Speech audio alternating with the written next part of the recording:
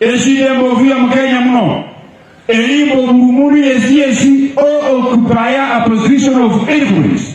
Kafe ile mtu na nafasi ngene yo kwa difanza welfare ya bandu ba mtazamia wali na huye chukule zima kuchirikia shima chakirebe kama la yukuchembe. That is it.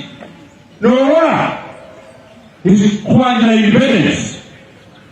The economy of this country was at stake when Kibaki was president. Lakini msisahau, even during that time, we did not even have a single tarmac in Tongren constituency. It is a fact. Yes, as long as the people of this republic, you have the powers to elect grassroots leaders who can link you to Jesus. Even if Jesus na meyaunga mwenyezi, okole usejera ata kubo ya bomba hanombe zimisa problem kwa isakula usiku sana mfuko.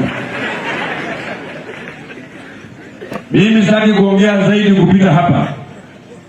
Marafiki zangu wote saa hii hapa Bungoma wimbo ni Finance Bill. Wimbo ni Finance Bill. Hii Finance Bill ni karatasi ambayo serikali inasema pesa yao wataitafuta ama waipate kwa njia gani. Chimbe kaji ndio hapo panga tuko na bill nyingine ya muhimu that will come after Finance Bill. Ile appropriation bill ile ambayo inaonesha pesa ya serikali ya Kenya inagawanywa namna gani.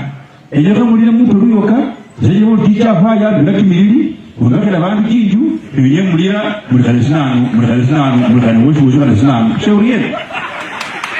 Let me tell you, I have a lot of respect for everybody in this country, but I have least respect of a person who comes to lecture us on how we should improve our economy. And you, just a few years ago, you were holding a position of influence that you can use to change the life of the Kenyan people. Those characters, I have least respect for them. I don't know why Mheshimiwa Didmus is living before ni mujibu. Didmus Barasa. Didmus Barasa. Didmus Barasa. Bantu bamumanya. Didmus Barasa. Bantu bamumanya. Didmus Barasa. Bantu bamumanya. Didmus Barasa. No jagi milili. Didmus Barasa. No jagi milili. Didmus Barasa.